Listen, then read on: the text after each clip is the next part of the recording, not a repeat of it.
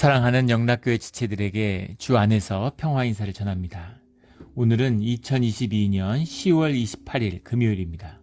오늘의 묵상 본문은 요한계시록 10장 1절로 11절까지의 말씀입니다. 오늘 본문 말씀 10장 1절부터의 말씀은 이렇게 시작합니다. 내가 또 보니 힘센 다른 천사가 구름을 입고 하늘에서 내려오는데 그 머리 위에 무지개가 있고 그 얼굴은 해 같고 그 발은 불기둥 같으며. 지금 이제 10장의 말씀은 지금 6번째 천사의 나팔, 7나팔 중에 6번째 나팔이 선포되고 7번째 나팔이 불리기 전에 그 사이에서의 침묵의 시간, 그 시간이죠. 마치 6번째 봉인이 열리고 7번째 봉인이 열리기 사이에 있어서는 그런 주님의 교회에 대한 말씀처럼 그런 그 6번째 나팔 이후에 일어나는 7번째 나팔 이전에 그 사이에 일어나는 하나님의 영적 역사, 그 7나팔과 7봉인의 역사의 참된 의미를 밝히는 그 말씀이죠. 내가 또 보니 힘센 다른 천사가 구름을 입고, 힘세다는 것이 이제 이스크론이라는 말인데, 이스크론이라는 말이 이제 힘세다, 스트롱이죠, 영어로 하면. 근데 이것이 이제 히브리어로 하면은 가바르예요, 가바르. 근데 가바르가 다니엘서에 나오는 그 8장 16절에 다니엘 선지자, 우리가 보면 아시겠지만 요한계시록에 영적 흐름이라는 것이 다니엘서와 에스겔서와 다 있죠.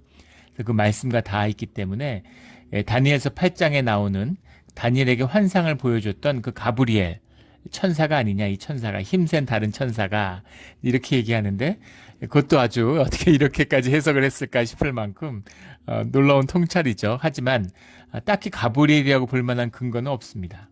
그 의미는 뭐 통할 수 있겠지만 그걸 밝히려고 했으면 왜 다니엘서에 가브리엘이라고 했는데 여기서도 가브리엘이라고 하지 힘센 다른 천사라고 했겠어요.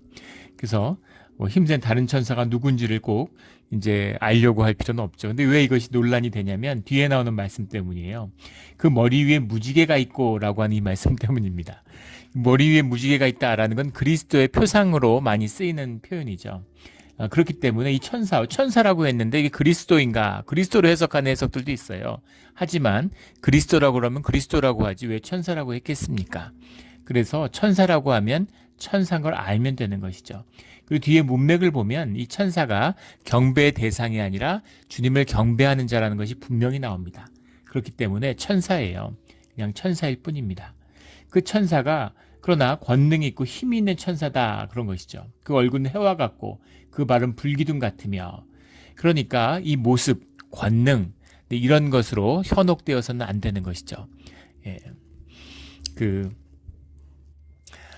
이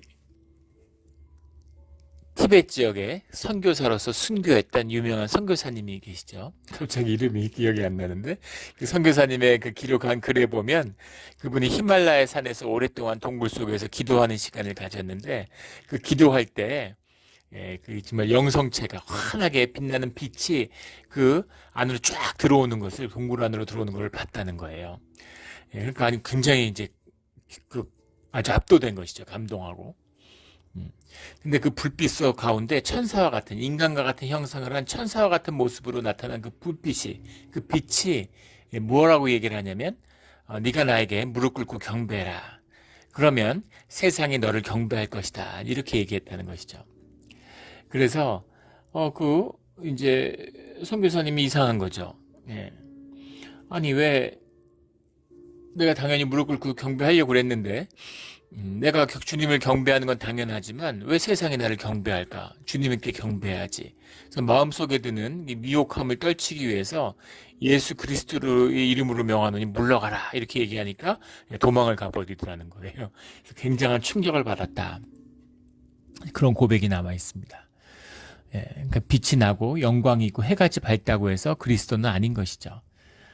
그래서 그런 표상에 이끌리는 것이 아니라 예수 그리스도의 증거는 십자가뿐입니다. 또 주님의 말씀이에요. 우리의 삶에서 만나는, 주님과 함께하는 영의 인도하신 가운데 만나는 그런 그리스도와 함께하는 우리 모두가 되기를 주의 이름으로 축원합니다. 그래서 파워에, will to power에 매혹된 자는 이 유혹에 넘어가게 되는 것이죠. 세상에 대해서 죽어야 되는 것입니다. 이 십자가죠. 십자가. 내가 죽지 않으면 마귀의 종살이 할 수밖에 없어요. 이것이 순교자의 비밀이고 계시록에 흐르는 영광의 비밀입니다. 오늘 말씀에 나오는 천사가 증거하는 두루마리의 비밀, 봉인된 두루마리의 비밀, 이 비밀이 바로 오늘 말씀에 분명히 나오지만 그것이 복음이다 이렇게 말씀하고 있는 거죠. 그 복음이 무엇이냐면 성도의 영광이다라는 겁니다. 계시록의 전체 주제예요. 핵심입니다. 성도가 영광스럽게 된다. 영광의 성도가 된다. 성도가 영광을 받는다. 이 말씀인 것이죠. 계시록의 무슨 종말의 시간표가 아니죠. 종말의 시간표를 미리 얘기해 주는 게 아니에요. 현상의 이야기가 절대 아닙니다. 영적인 계시고 본질의 이야기죠. 그 본질의 계시의 핵심은 무엇이냐면 성도의 영광입니다. 그 영광이 뭐냐면 어떻게 성도가 영광을 받느냐? 죽어야 된다는 것이죠. 죽음이라는 것이 무슨 꼭 이름을 걸고 종교 이름으로 죽어가는 종교적인 것을 이야기하는 게 아니에요. 우리의 에고의 죽음, 우리의 육신의 죽음입니다. 그래서 세상에 대해서 죽어야 우리의 욕심을, 우리의 정욕을 이길 수 있는 것이에요.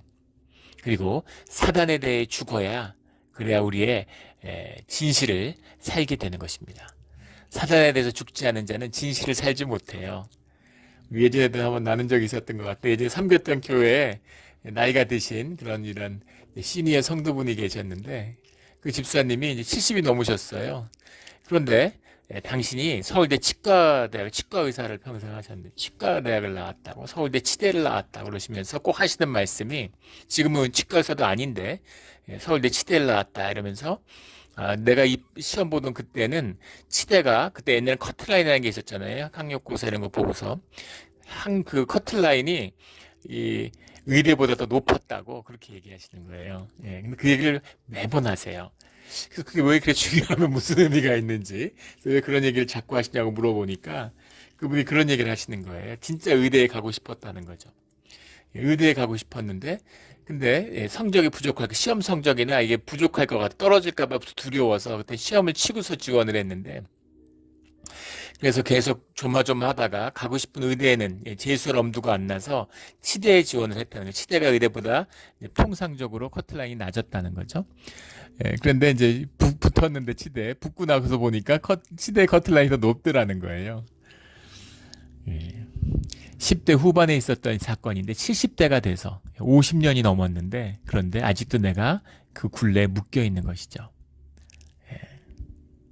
치대 치과 의사가 무슨 의사보다 못합니까? 그리고 커트라인이 낮으면 어때요? 뭐 떨어지면 어떻습니까? 또 서울대 아니면 어때요?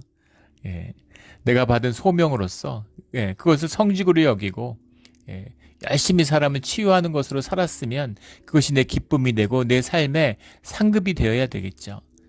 그런데 뭐 의사냐 치과 의사냐, 미국에서는 의사라고도 안 하죠. 뭐 덴티스트라고 그래가지고 뭐 독터가 아니고 덴티스트라고 이렇게 얘기하는 분도 봤어요. 그런 거죠. 세상에 거짓의 굴레를 쓰고 살아가는 것이죠. 그래서 그게 나를 얽매고 있어요. 내 마음을 힘들게 해요. 50년이 지났는데 인생 다 살고 의사도 아닌데 이제 이런 비극입니다. 사단에 대해서 죽어야 그래야 진실을 살게 되는 것이죠.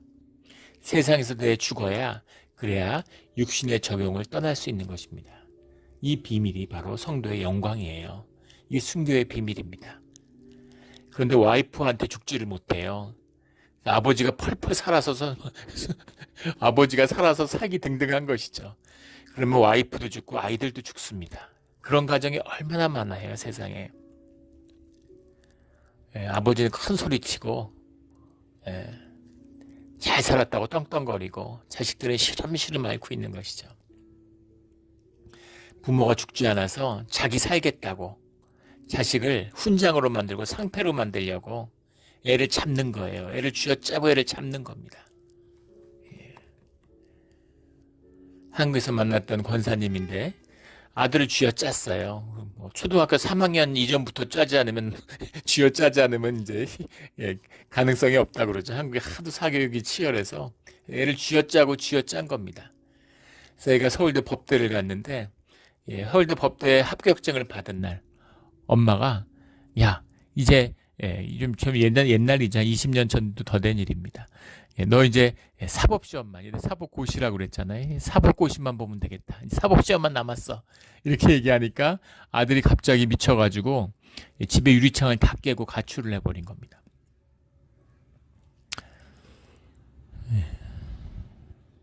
얘가 더 독해서 더 참고 견뎌서 사법시험 보고 판사가 되면 뭐가 달라졌을까요, 인생이? 그 자체로 비극인 거죠. 비극입니다. 자식을 잡아먹은 거예요. 내가 살려고. 이런 비극을 얘기하는 거죠. 이게 십자가의 순교고 죽음이에요. 순교로 주님께 영광을 돌리고 그 영광 속에서 영광 되게 되는, 복되는 성도의 영광을 누리며 살아가는 우리 모두가 되기를 주의 이름으로 축원합니다. 이 비밀을 이걸 뭘 말로 어떻게 얘기하는데 누가 알아들을 수 있겠습니까? 십자가를 만난 자만이, 십자가의 길을, 광야의 길을 가는 자만이 이 말씀의 뜻을 아는 것이죠. 오늘도 말씀에 나오지만 이것을 안다고 해서 사는 건 아니에요. 이것을 살 수 있는 것도 주님의 은혜고 주님의 영의 역사입니다. 그 주인공이 우리가 되기를 주의 이름으로 축원합니다.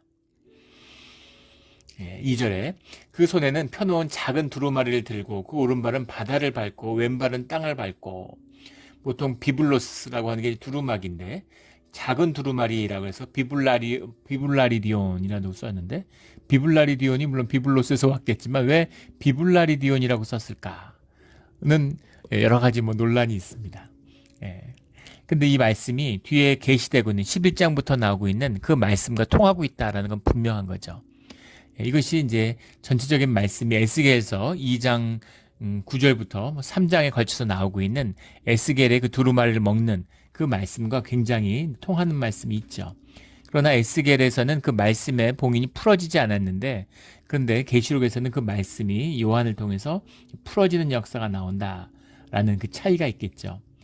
그 두루마리를 들고 오른발은 바다를 밟고 왼발은 땅을 밟고, 오늘 본문 가운데 계속 반복해서 나오는 이것이 그 편만한, 무소부재한, 어디나 증거되는 그런 것이다. 이 말씀이라고 하는 것이 그런 의미를 담고 있죠. 3절에 사자가 부르짖는 것 같이 큰 소리로 외치니 그가 외칠 때 일곱 우레가 그 소리를 내어 말하더라. 일곱 우레라는 것은, 그 우레 소리라는 건 주님의 음성을 대변하는 표상하잖아요. 일곱 우레니까 이건 주님의 음성이죠. 사자가 부르짖는 것에 대한 하나님의 음성이에요. 보이지 않는, 하지만 지존자이시고 절대자이신 주님이 그 천사의 부르짖음을 듣고 그 음성으로 말씀하시는 거죠. 전형적인 하나님의 말씀이 임하는 그 모습을 영적으로, 하지만 또 현상적으로 표현하고 있는 것입니다. 4절에 일곱 우레가 말을 할 때 내가 기록하려고 하다가 곧 들으니 하늘에서 소리가 나서 말하기를 일곱 우레가 말한 것을 임봉하고 기록하지 말라. 그 말씀을 감추어진 것이다. 그 말씀의 비밀은 감추어져야 된다라는 거죠. 기록하지 말라라는 건 두루마리가 있는데, 두루마리의 말씀이라는 것은 물론 우리가 현상적으로 표상적으로 이해하는 것에 있어서는 책의 의미, 이미지지만은 그것이 단순한 책이 아니라는 것, 우리가 손에 쥐고서 읽는 이런 그 페이퍼북이 아니라는 것을 이제 알 수 있죠. 그래서 그것이 지식으로, 개념적으로 이렇게 이해될 수 있는 그런 것이 아니다. 주님의 계시라고 하는 것은 그것은 분명히 알 수 있는 것이죠. 동시에 감추어진 것이다 라는 것도 알 수 있는 것입니다. 5절에 내가 본 바 바다와 땅을 밟고, 이 감추어진 비밀이니까, 그러니까 이게 교회의 비밀이고 이것이 생명의 비밀이죠. 이것이 드러나 있는 것이라면, 이것이 계량화될 수 있는 양적인 것이라면, 이것이 현상적인 것이라면, 그럼 벌써 마귀와 세상의 땅의 자녀들이 다 먹어치웠겠죠. 새벽 기도에 은혜가 있습니다. 감추어진 복이 있어요. 그런데 그걸 보지 못하는 거죠. 그걸 보지 못해요. 그걸 보지 못하니까, 만약에 교회 문 앞에 서서 새벽 기도 오는 사람, 마치고 나가는 사람한테 하루에 한 10,000불씩 준다고 생각해 보십시오. 10,000불이 뭐예요? 1,000불, 100불만 줘도 어떤 일이 벌어지겠습니까? 아마 난리가 나고, 우리 동네 마리나가 문제가 아니겠죠. 몬테레이 아마 카운티가 전국에서 몰려든, 전 세계에서 몰려든 사람들로 미어 터질 겁니다. 세상이 뒤집어지겠죠. 돈을 몇 푼 쥐어주면 그 종에다 잉크로 쓴 것, 그걸 쥐어주면 그걸 믿고 믿는 거죠. 예. 세상에 써놓은 미국이 풀어놓은 돈에 대한 값어치 대가를 미국 정부가 보증하고 FRB가 갚아줄 수 있을까요? 예. 예전에는 돈에 10불이면 그 10불에 대한 것을 갚아준다 이런 문장이 들어 있었대요. 그래서 그 어떤 사람이 진짜 갚아주는지 궁금해서 실제 있었던 일입니다. 그 10불짜리를 FRB로 보냈다는 거 아니에요. 연방준비제도 이사회에 돈을 찍어내는 10불이라는 걸 거기에 합당한 가치로 갚아달라 이렇게 보냈더니만 5달러짜리 2장이 왔다는 거죠. 예. 예. 예, 세상에 돌아다니는 돈이 이 물질이 거래되는 이런 상품이 거래되는 것보다 이 돈이 거래되는 양이 100배가 넘는답니다. 예. 그 금융이 휘청하면 전 세계가 휘청하는 거잖아요. 그런데 어떻게 이 세상이 무너지지 않고 지탱할 수 있을까요?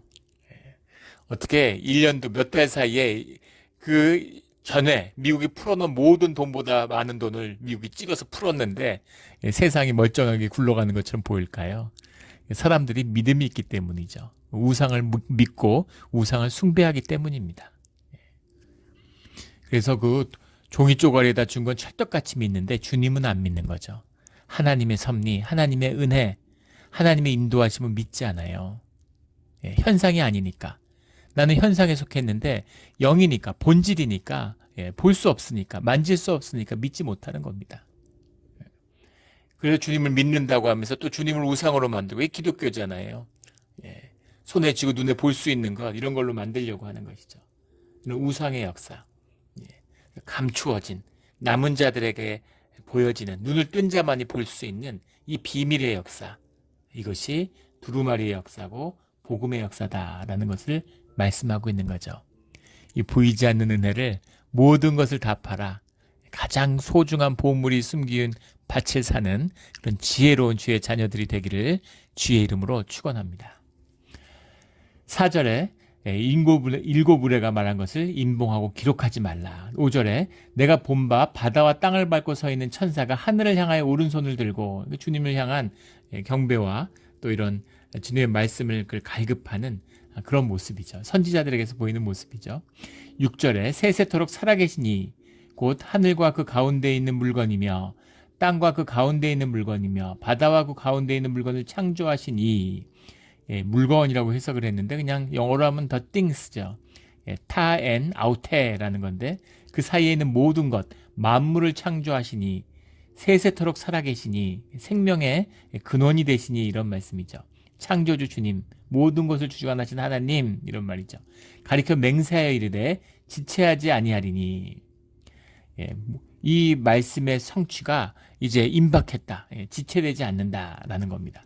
임박했다는 건 그 섭리의 역사가 이루어지고 있다. 채워진다는 얘기죠. 현상적으로 가까웠다는 얘기가 아니에요. 뭐 몇 달 안에 된다, 몇 년 안에 된다 이런 의미가 아니라 그 섭리의 역사의 이루어짐, 시공간을 떠났는데 우리가 생각하는 이 시간이라는 개념은 시공간에 묶여 있는 거잖아요. 그러니까 이 시간이라는 건 시공을 떠난 차원에서 보면 아무 의미가 없는 거죠. 우리가 급하고 우리가 늦었고 우리가 성급하고 우리가 서두르는 것이지 하늘의 역사에서는 전혀 다른 것이다라는 것을 느낄 수 있겠죠. 과거도 현재도 미래도 없고 앞도 없고 뒤도 없는 것입니다. 이것이 주님의 역사다. 그것이 결코 지체되지 않는다라고 분명히 말씀하고 있는 것이죠. 지체되지 않는다라는 게 시간이 없다. 그런 현상에서의 허락된 시간 그런 의미가 아니라 그것에 허락된 지체되는 시간이 없다. 이런 의미인 것입니다. 7절에 일곱째 천사가 소리 내는 날 그의 나팔을 불려고 할 때 하나님이 그 종의 선지자들에게 전하신 복음과 같이 이 복음이 이런 말이죠. 복음과 같이 하나님이 그 비밀이 이루어지리라. 주님의 비밀이 이제까지 선포되며 구원의 역사를 이루어 오시는 주님의 섭리 가운데 그 복음의 역사 그 가운데 흐르고 있는 주님의 그 섭리 이것이 이 두루마리의 비밀이다 라는 거죠. 그래서 이 비밀이 이루어진다라는 겁니다. 이것이 성도의 영광이라는 사실을 이게 십자가라는 것을 우리가 이미 나누었죠. 8절에 하늘에서 나서 내게 들리던 그 음성이 10절부터 굉장히 중요한 이 요한계시록의 진짜 본문으로 들어가는 겁니다. 그 봉인과 이것을 무슨 종말의 시간표처럼 읽으니까 일곱 나팔 일곱 봉인의 심판이 뭐냐 여기서 이단들이 막 그 명멸하는데 그런 것이 아니죠. 영적 전쟁과 이 참된 의미가 무엇인가라는 것을 밝히는 것, 이것이 11장부터의 말씀이고 이 두루마리를 통해서 봉인을 통해서 드러나는 주님의 계시의 말씀입니다. 이 말씀이 드러나는 것이죠. 10절부터는 그 의미가 커요. 이 말씀이 이제 가슴이 뛰게 하는 그런 중요한 말씀입니다. 그 감격을 실제 맛보는 그런 우리 성도님들이 되시기를 주의 이름으로 축원합니다. 그 비밀이 이루어지리라. 8절에 하늘에서 나서 내게 들리던 음성이 또 내게 말하여 이르되 내가 가서 바다와 땅을 밟고 서 있는 천사의 손에 펴놓은 두루마리를 가지라 하기로. 9절에 내가 천사에게 나가 작은 두루마리를 달라 한즉 천사가 이르되 갖다 먹어버리라. 내 배에는 쓰나 내 입에는 꿀같이 달리라. 우리 그 에스겔서에 나오는 그 말씀과 같죠. 2장 3장에 나오는 갖다 먹어버리라. 그래서 말씀을 먹어버리는 거예요. 이 두루마리를 먹는 겁니다. 근데 내 입에는 꿀같이 달리라. 내 배에는 쓰나. 그래서 진짜 10절에 먹어버리니까 입에는 꿀같이 타나 먹은 후에는 내 배에는 쓰게 되더라. 배에는 쓰다는 게 무슨 말씀? 에스겔에는 나오지 않는 말씀이죠. 거기 입에 달다는 얘기만 나오는데 말씀 입에 단 것입니다. 우리의 심령에 깊은 만족을 주는 것이죠. 왜냐하면 그 말씀이 주님의 임재에 담긴 주님의 계시가 담긴 주님의 성령이 함께하는 말씀이기 때문인 거죠. 달아요. 말씀을 들으면 너무 좋은 겁니다. 은혜가 있어요. 예배 때 우리 다 알잖아요. 주님의 설교 가운데 주님의 음성이 담기면 주님의 말씀이 선포되면 우리의 생명이 살아납니다. 달아요. 너무너무 좋은 것이죠. 심령이 살아나는 걸 경험하게 돼요. 죽어있는 종교의 예식이 아니라면. 그런데 그것이 달다고 해서 그것을 살게 되는 것은 아니라는 겁니다. 원수를 사랑하라 감동이 있고 그 말씀의 깊은 뜻에 우리의 생명이 전율하는 걸 느끼죠. 그런데 현상 세계에 나가서 내 육신을 입고 있잖아요. 내 육신의 삶, 현상의 삶, 세상에 나가서 내가 원수를 품고 악을 품는 삶을 산다는 것은 어렵고 힘들고 쓰라린 일이라는 겁니다. 삶으로 사는 것, 말씀을 받는 건 좋아요. 근데 삶으로 사는 것은 어렵고 힘든 과정이라는 거죠. 교회를 내가 마음으로 사랑해. 근데 교회를 봉사하고 교회를 섬기는 것은 어려운 일이죠. 우리 주일 되면 이른 아침부터 토요일부터 나와서 준비하고 그 정성이 담겨 있어요. 참 마음에 감동이 있습니다. 어떻게든 성도들을 이렇게 귀하게 섬기려고 식사 그냥 순서 와서 대접해도 되는데 그게 아니라 뭐라도 정말 과자 하나라도 음료 하나라도 더 이렇게 교인들한테 먹이고 싶은 사랑이죠. 자녀들을 대할 때 그렇게 하잖아요. 그냥 뭐라도 더 이렇게 하고 싶은 이제 그런 마음이 있는 거죠. 그래서 그런 마음으로 이렇게 준비하고 섬기는 겁니다. 그런 정성, 그런 마음, 그게 삶이고 그게 신앙이에요. 그게 신앙입니다. 내 삶이 내 신앙이에요.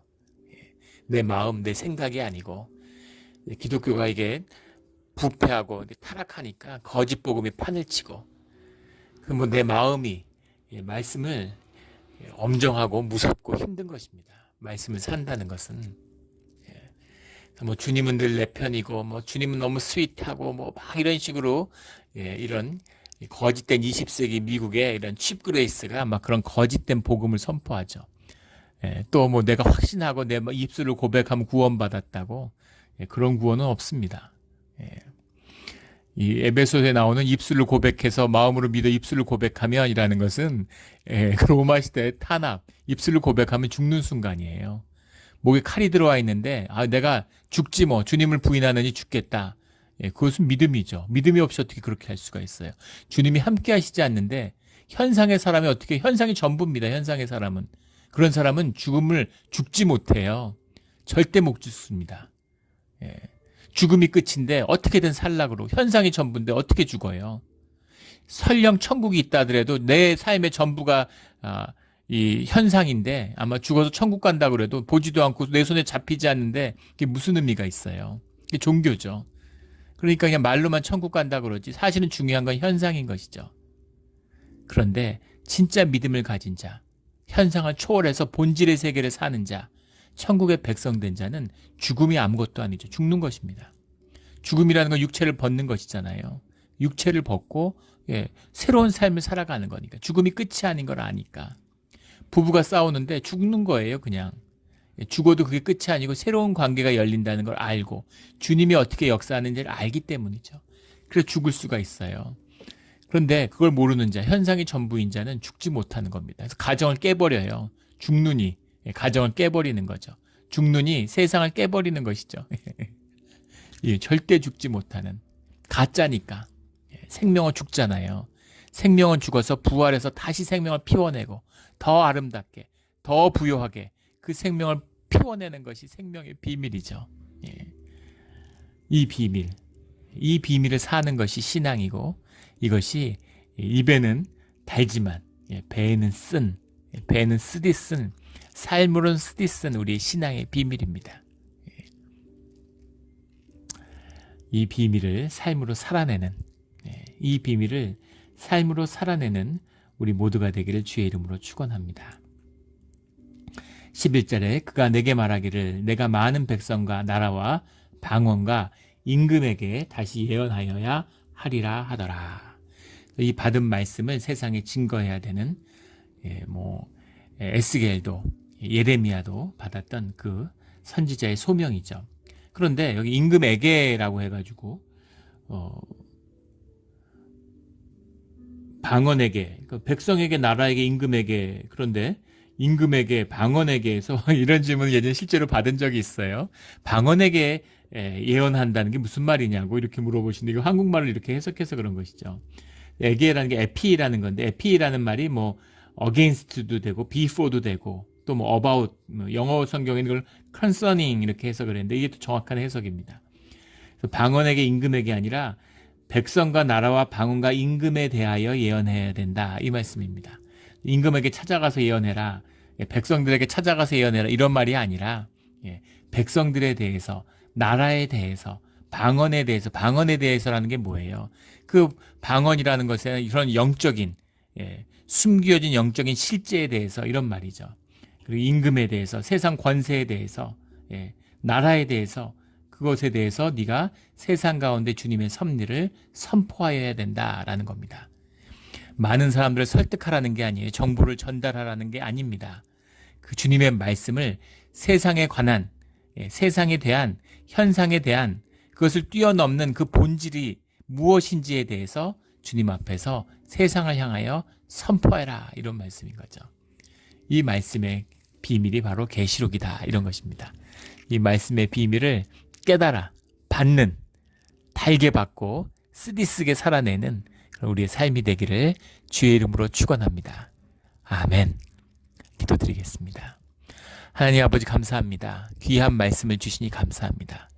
이 말씀을 감당할 수 있는 우리의 심령이 되게 하여 주시옵소서. 이 말씀을 붙들 수 있는 믿음을 더하여 주시옵소서.